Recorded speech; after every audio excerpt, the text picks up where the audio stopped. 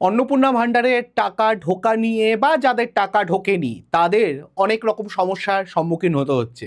অনেকেই ভাবছেন যে টাকা কি আমার আগের মাসে আসতো, এ মাসে বন্ধ হয়ে গেল কেন? অনেকে আবার ভাবছেন যে টাকা কি আমাদের অ্যাকাউন্টে একদমই ঢুকবে না, পুরোপুরি বাতিল হয়ে গেল, বা কিছু এমন স্ট্যাটাস দেখাচ্ছে যার কারণে আপনাদের মধ্যে একটা ভয়ের জন্ম নিচ্ছে। কেন এই সমস্যাটা হচ্ছে, কিভাবে এই সমস্যার থেকে বেরোবেন, পুরো বিষয়টা আমি আজকের ভিডিওতে আপনাদের সামনে তুলে ধরবো। কিভাবে এই সমস্যাগুলো থেকে সমাধান পাওয়া যাবে, টাকা যাতে আপনার অ্যাকাউন্টে ঢোকে তার জন্য আপনার এন্ড থেকে কি করণীয় থাকতে পারে, এবং কিভাবে আপনি পুরো সমস্যাটার সমাধান পাবেন, পুরো বিষয়টা আমি আজকে তুলে ধরার চেষ্টা করব। নমস্কার, আমি পলাশ, আপনাদের সবাইকে স্বাগত জানাচ্ছি স্কিল দুনিয়ার নতুন একটি ভিডিও। অন্নপূর্ণা ভান্ডার এই মুহূর্তে সবচেয়ে হট টপিক, যেখানে পরে 1 কোটির ওপরে মহিলার অ্যাকাউন্টে টাকা ঢোকার কথা, এবং সেটা নিয়ে বেশ কিছুদিন ধরে বলা ভালো যে বর্তমান সরকার যবে থেকে ক্ষমতায় এসছে তারপর থেকে যেই জিনিসটা নিয়ে সাধারণ লোকের মধ্যে সবচেয়ে বেশি চর্চা এবং সবচেয়ে বেশি সমস্যা তৈরি হয়েছে সেটাই অন্নপূর্ণা ভান্ডার। এবং তাছাড়া বার্ধক্য ভাতা, বিধবা ভাতা, এইগুলো তো রয়েছে, কিন্তু মেইন সমস্যা অন্নপূর্ণা ভান্ডার নিয়ে। এবার আমি যদি বলি, প্রায় 1,45,00,000 মহিলার অ্যাকাউন্টে পৌঁছাচ্ছে আগস্টের টাকা, তার মানে মোট উপভোক্তা 1,45,00,000। এবার সরকার এর জন্য কত টাকা বরাদ্দ করেছে? মোট টাকা যেটা সেরেছে সরকার 4,350 কোটি টাকা। ভাবতে পারছেন, প্রত্যেক মাসে এই পরিমাণ টাকা অন্নপূর্ণা ভান্ডারের জন্য কিন্তু ছাড়া হবে, এবং এটা বাড়বে, কোনোদিনও কমবে আর নয়। এরপরে বর্তমানে যে অবস্থা, তাতে 1,45,00,000 লোকের কাছে যাওয়ার কথা থাকলেও বর্তমানে 1,31,00,000 মহিলার অ্যাকাউন্টে ইতিমধ্যে এটা পৌঁছেছে। তার মানে আমি যদি বাদ দিই, প্রায় 14 লক্ষ অ্যাকাউন্টে এখনো পৌঁছায়নি। এর কারণটা কি? এই যে এই টাকাটা যে পৌঁছাচ্ছে না, এটার কারণ কি এটাও বোঝার দরকার আছে, কারণ এটা অনেকটা বড় অ্যামাউন্ট, 10 লাখের বেশি লোকের কাছে পৌঁছাচ্ছে না। আগস্ট মাসের যদি আমি এই পেমেন্টের টাইম লাইনটা আগে একটু বুঝে নিই, যে কবে টাকা ঢোকার কথা, কবে টাকা ঢুকছে, তাহলে আগে এটা বুঝতে হবে 17 থেকে 19 আগস্টের মধ্যে টাকা ঢোকার কথা। ধাপে ধাপে টাকা ছাড়ার কথা ছিল, 17ই আগস্ট থেকে শুরু হওয়ার কথা ছিল, আমরা সবাই জানি। এবার এইটা 19 আগস্ট পর্যন্ত টাইম দিয়েছিল, 17, 18, 19, এবং কারণ আমরা জানি 15 তারিখ স্বাধীনতা দিবস শনিবার এবং 16 তারিখ রবিবার ছিল, সোমবার থেকে এটা শুরু হওয়ার কথা ছিল, এবং সোম মঙ্গল বুধবার। এবার আজকে আমি যখন ভিডিওটা করছি, আজকে বৃহস্পতিবার 20 তারিখ, আজকের সকাল 11টা পর্যন্ত কিন্তু ফাইনাল টাইম বলা হয়েছে, যেই টাইমে সরকার টাকাটা ডিসবার্স করবে। একটু বুঝতে হবে এই জায়গাটা, টাকা ছাড়া মানেই আপনার অ্যাকাউন্টে ইনস্ট্যান্টলি সবসময় ঢুকে যাবে তা নয়, এগুলো বেশ কিছু ধাপ পেরিয়ে আসতে পারে। তো তখন ব্যাংকের কিছু নিজস্ব রুলস রেগুলেশনস এবং ট্রানজ্যাকশনের টাইম লাইন থাকে, তার মাধ্যমে এটা ঢোকে। সুতরাং সরকার ছেড়ে দেওয়ার সঙ্গে সঙ্গে আপনার অ্যাকাউন্টে নাও ঢুকতে পারে। তাই আপনাকে উচিত যেটা, 25 আগস্ট পর্যন্ত সেফ সাইড অপেক্ষা করুন। আজকে 20 তারিখ, আরও 5টা দিন, 21, 22, 23, 24, 25, আজকের দিনটাকে বাদ দিয়ে আরও 5টা দিন আপনারা ওয়েট করুন, দেখুন কি হচ্ছে। কারণ আপনার 19 তারিখে টাকা না ঢুকলে চিন্তা করবেন না, 20 থেকে 25-এর মধ্যে অপেক্ষা করলে হয়তো ঢুকে যাবে।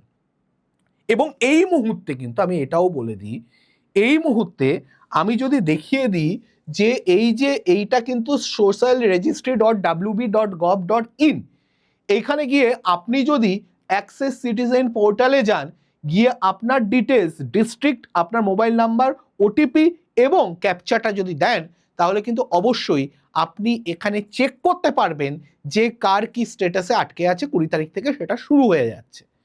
সুতরাং এটা আপনি চেক করতে পারবেন। এবার প্রশ্ন হচ্ছে যে এইটা আমি এই ভিডিওর মধ্যে বলবো না, কারণ তাহলে ভিডিওটা অনেকটা বড় হয়ে যাবে।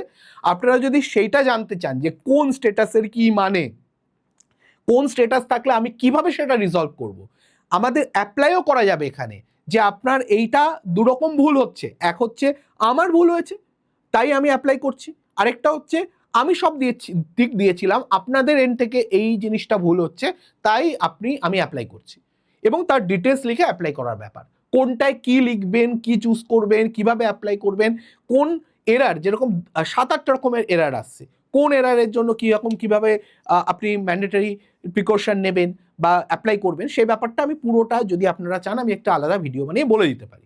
আপনারা সেক্ষেত্রে কমেন্টে জানাবেন, আমি অবশ্যই সেটা নিয়ে ডিটেলসে ভিডিও বানাবো। আজকে আমি এই জায়গাটার মধ্যে আসছি যে টাকাটা কেন ঢুকছে না বা কাদের ঢুকছে না মেইনলি। এবার তারপরে শর্ত কি, কন্ডিশন দিয়েছিল সরকার যে 10ই জুলাই এর মধ্যে বা তার আগে, 10ই জুলাই বা তার আগে আপনি অ্যাপ্লাই করে দেবেন এটার জন্য।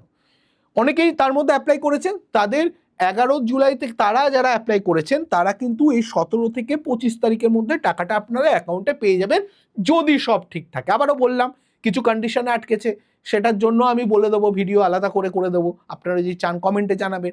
এবং এই 17 থেকে 25-এর মধ্যে, মানে 17, 18, 19 এবং 20 তারিখ সকাল 11টা পর্যন্ত সরকার টাকাটা ছাড়ছে। এবং তারপরে 21, 22, 23, 24, 25 ওয়েট করতে বলা হচ্ছে, এই কারণে অনেক সময় একটু টাইম লাগে, তো তার জন্য ওয়েট করুন। এবার যদি আপনি 11ই জুলাই থেকে 31শে জুলাইয়ের মধ্যে আবেদন করে থাকেন, হতে পারে আপনি 10ই জুলাইয়ের মধ্যে আবেদন করেননি, করতে পারেন। তার ফলে কি, ভেরিফিকেশন এখনো সম্পূর্ণ হয়নি, আপনি আগস্টের টাকা ধরে নিন পাবেন না। আজকে 20 তারিখ, আজকে লাস্ট দেওয়ার কথা ছিল, আপনি যখন পাননি এই মাসে আর পাবেন না। আপনি সেপ্টেম্বরের জন্য ওয়েট করতে পারেন, আপনার পেমেন্ট হয়তো সেপ্টেম্বরের সেকেন্ড মাসে, যেই টাইমে ডিসবার্স হবে, মানে সেকেন্ড সপ্তাহে, মাসে নয়, সেপ্টেম্বর মাসের সেকেন্ড সপ্তাহে আপনি পেয়ে যাবেন। মানে ওই 14-15 তারিখ, যেই রকম তারিখে এইটা ডিসবার্স হয়েছিল সেরকম, মানে যেটা যেমন বলা হয়েছিল 19-20 তারিখ পর্যন্ত পাবেন, 17 তারিখ থেকে শুরু হয়ে এটাও ওরকম 14-15 তারিখে নাগাদ আপনি মাসের মাঝামাঝি পেয়ে যাবেন, সেকেন্ড বা থার্ড উইকে। এবার প্রশ্ন হচ্ছে যে 10 লাখ মহিলার টাকা, যে 1,45,000-এর মধ্যে 1,31,000 পেয়েছে, 1,45,00,000 মধ্যে 1,31,00,000 পেয়েছে, প্রায় 14 লক্ষ লোক যে পায়নি, এটা কেন? এটা বেসিক্যালি কিছু প্রবলেমের জন্য, সেটা মেইনলি ব্যাংকিংয়ের প্রবলেম। কীরকম? বর্তমানে যে রিপোর্ট আছে তার অনুযায়ী কিন্তু প্রায় 10 লাখ আবেদনকারী টাকা পায়নি। এটা অ্যাপ্রুভ হওয়া সত্ত্বেও টাকা এলো না কেন, সেটা আমি একটু পরের স্লাইডে বোঝাচ্ছি ব্যাপারটা কি হচ্ছে, কেন এই ফিল্টারেশনে কোথায় অসুবিধা হচ্ছে। দেখুন, মেইনলি 3টে সমস্যা। একটা হচ্ছে ডিবিটি, ডাইরেক্ট বেনিফিট ট্রান্সফার, এই নিয়ে আমি আগেও ভিডিও করেছি, আপনারা না দেখে থাকলে অবশ্যই দেখে নেবেন, আমাদের চ্যানেলে রয়েছে। ডাইরেক্ট বেনিফিট ট্রান্সফার মানে আপনার যে বেনিফিট ট্রান্সফার করার কথা হচ্ছে, সেটা আপনার ব্যাংক অ্যাকাউন্টে ডাইরেক্ট ঢুকবে, আপনার হাতে দেওয়া হবে না, আপনাকে ওখান থেকে নিতে হবে। নামের বানান কি আপনার ঠিক আছে? হতে পারে আধার কার্ডে আপনার যে নামের বানান, আপনার ব্যাংক অ্যাকাউন্টে সে নামের বানান নেই, তো এই মিসম্যাচের জন্য হতে পারে একটা ব্যাংকিং ট্রানজাকশনে সমস্যা হচ্ছে, এবং এটা খুব জেনুইন সমস্যা, যে যাই বোঝাক না কেন আপনাকে, এটা একটা বড় সমস্যা, এটা আপনাকে বুঝতে হবে। কারণ আপনার নামের বানান যদি আধার কার্ডে বা আপনার যে ব্যাংক অ্যাকাউন্টের সঙ্গে যদি আলাদা হয়, তার মানে সেটা বোঝায় দুইজন আলাদা ব্যক্তি, খুব স্বাভাবিক ব্যাপার। দুটো আলাদা নামের বানানে যদি একটা অক্ষরও ইংলিশের যদি চেঞ্জ হয়ে যায়, তার মানে আপনি দুটো আলাদা ব্যক্তি হিসাবে এখানে চিহ্নিত হচ্ছেন। অ্যাকাউন্ট ফ্রিজ নেই তো, মানে অনেক সময় হয় বহুদিন আপনি ব্যাংক অ্যাকাউন্টটাকে ইউজ না করার জন্য বা কোনো রকমের ভুলভাল ট্রানজ্যাকশন করার জন্য অনেক সময় ব্যাংক অ্যাকাউন্টকে ফ্রিজ করে দেওয়া হয়। মানে কি ফ্রিজ করে দেওয়া হয়, মানে কি ব্যাংক অ্যাকাউন্টটাকে বন্ধ করে দেওয়া হয়, ওইটাকে আপনি ইউজ করতে পারবেন না যতক্ষণ না ব্যাংক ওখান থেকে পারমিশন দিচ্ছে। এবার এটার জন্য আপনাকে হয়তো কেওয়াইসি করে আপডেট করলে আপনি আবার এটা ঠিকঠাক হয়ে যাবে। তাহলে এই 3টে বড় সমস্যার কারণে হয়তো আপনার আটকে আছে ব্যাংক অ্যাকাউন্টের যে আটকে থাকার ব্যাপারটা। এবার কারা আবেদন করলে সরাসরি বাতিল হবে, কাদের ক্ষেত্রে? সবার প্রথমে আয়করদাতা। এই জায়গাটা আমি একটু ক্লিয়ার করি। আয়করদাতা মানে এই নয় যে আপনি ধরুন আপনার আইটি ফাইল রিটার্ন হয়, মানে আইটি রিটার্ন আপনি করেন, কিন্তু আপনার ইনকাম 12 লাখ ক্রস করেনি। দেখুন, আইটি রিটার্ন করা মানে এই নয় যে আপনি ট্যাক্সের আয়তায় পড়ছেন। সবাইকে আইটি ফাইল রিটার্ন করার কথা বলা হয়, তার মানে আপনাকে ট্যাক্স দিতে হচ্ছে না। আপনি যে ইনকাম করছেন সেটা সরকারের কাছে কত ইনকাম করছেন জানিয়ে রাখছেন। ট্যাক্স সরকার 12,75,000 টাকার উপরে হলে স্যালারিড পার্সনদের ট্যাক্স কাটবে। তার মানে আপনি যদি সেই ক্যাটাগরির মধ্যে পড়েন যে 12,75,000-এর বেশি, তখন আপনাকে আয়কর দাতা বলা হচ্ছে। আপনি আইটি ফাইল রিটার্ন করলেই নয়, তাহলে সেক্ষেত্রে আপনি যদি ওই ক্যাটাগরিতে পড়েন আপনাকে সঙ্গে সঙ্গে বাতিল। নতুন একটা নিয়ম বলা হচ্ছে, এটা নিয়ে আমারও একটু কনফিউশন রয়েছে, বাট ঠিক আছে, এটা বলা হয়েছে সরকার থেকে, এই মাসের প্রথম দিকেই বলা হয়েছিল গভর্নমেন্ট থেকে, এবং আমাদের শুভেন্দু অধিকারী মহাশয় অ্যানাউন্স করেছিলেন যে যদি কোনো মহিলার নিজস্ব আয়, এটা পরিবারের আয়ের কথা বলা হচ্ছে, পুরো ফ্যামিলি মিলে পরিবারের, আর যদি কোনো মহিলার নিজস্ব আয় 10,000 বা তার বেশি হয় মান্থলি, তাহলেও কিন্তু তিনি পাবেন না, এটা কিন্তু বলে দিয়েছেন। এটা নতুন নিয়ম, এটা একদম লেটেস্ট নিয়ম। সরকারি, এটা যখন ফর্ম ফিল আপের ব্যাপার চলছিল তখন এটা ছিল না। সরকারি চাকরিজীবী যদি হন, এটা একদম স্ট্রেট ফরওয়ার্ড, আপনি যদি সরকারের কোনো চাকরিজীবী হন, কোনো রকম আপনি যতই ছোট চাকরি করুন না কেন, সরকারের যদি চাকরিজীবী হন, সরকারি চাকরিজীবী হন, তাহলে আপনি পাবেন না, এটা আপনি শিওর থাকুন। আর সম্পত্তিগত কারণের বিস্তারিত এটা আমি পরের স্লাইডে বলছি, বাট সম্পত্তিগত কিছু রিজন আছে, তার কারণে হতে পারে। এবার সম্পত্তিগত ব্যাপারটা কি, প্রথমত যদি গ্রাম বা সাধারণ শহর এলাকা হয়, এখানে বাড়ি বা জমির কোনো কড়াকড়ি সেরকম নেই, মানে আপনার ঠিক আছে, আপনার জমি আছে, মোটামুটি আপনার বাড়ি আছে, কোনো অসুবিধা নেই। কিন্তু যদি আপনার শহর বা কর্পোরেশন এলাকা, স্পেশালি কলকাতা শহর 7টা বড় কর্পোরেশন এলাকার মধ্যে যদি আপনার বাড়ি হয়, তাহলে এখানে একটা কড়াকড়ি আছে। কি, যদি আপনার জমি 50 ডেসিমেলের বেশি হয়, জমির আয়তন আপনারা চেক করে নেবেন 50 ডেসিমেল মানে কত। আমি যদি এখানে আপনাদের দেখিয়ে দিই, যে 50 ডেসিমেল 50 ডেসিমেল টু কাটা যদি কনভার্ট করি, তাহলে প্রায় 30 কাটার উপরে, অনেকটা জমি না? 30 কাটা, আপনি কর্পোরেশন এলাকায় 30 কাটা মানে বুঝতে পারছেন, মানে এক এক কাটার উপরে বাড়ি তৈরি হয়ে যায়।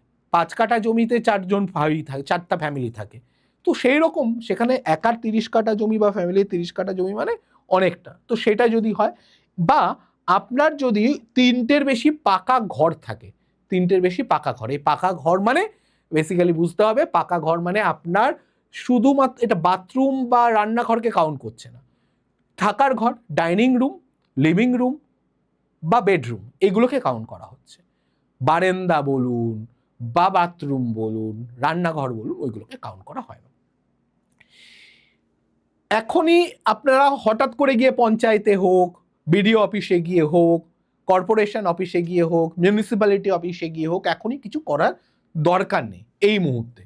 কারণ গেলে আপনার স্ট্যাটাস চেক করতে হবে, করে সেটার আপডেট জেনে আপনাকে যেতে হবে।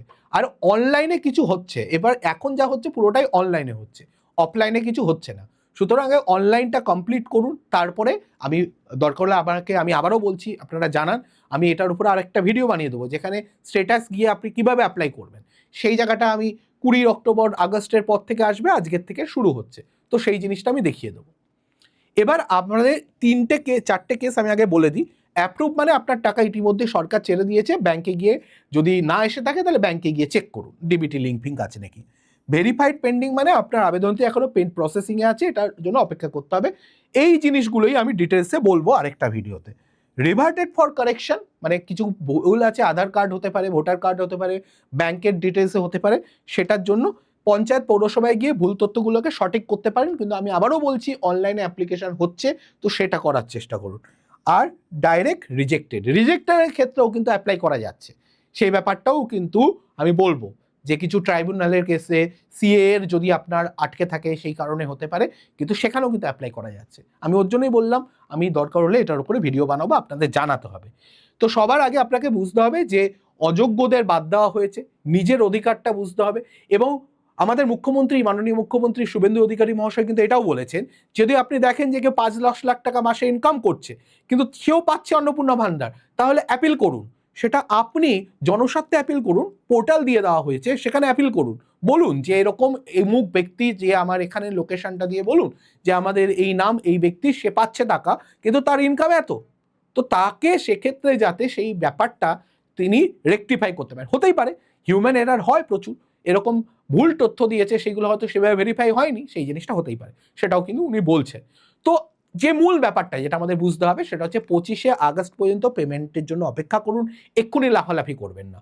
ব্যাংকের ডিবিটি কেওয়াইসি আপডেট আছে কিনা, যদি টাকা না ঢোকে প্রথমে এটা চেক করুন, এটা সবার আগে নামের বানান ফানানগুলো চেক করে নিন। 20 তারিখের থেকে অনলাইন স্ট্যাটাস, আজকে থেকে অনলাইন স্ট্যাটাস চেক হচ্ছে। আপনারা যদি চান আমাকে বলুন, আমি এর উপরে ভিডিও বানিয়ে দেবো। এই হচ্ছে পুরো ব্যাপারটা।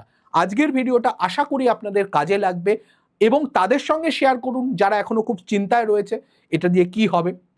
আপনাদের কোনো প্রশ্ন থাকলে আপনারা কমেন্ট করে জানান, আমি চেষ্টা করব সেটার উপরে সমাধান নিয়ে কোনো ভিডিও আনার। আর অবশ্যই স্ট্যাটাস চেকিং নিয়েও আমি ভিডিও করব যদি আপনারা বলেন। তো ভালো থাকবেন, সুস্থ থাকবেন, দেখা হবে নতুন কোনো ভিডিওতে। জয় হিন্দ, জয় ভারত, জয় পশ্চিমবঙ্গ।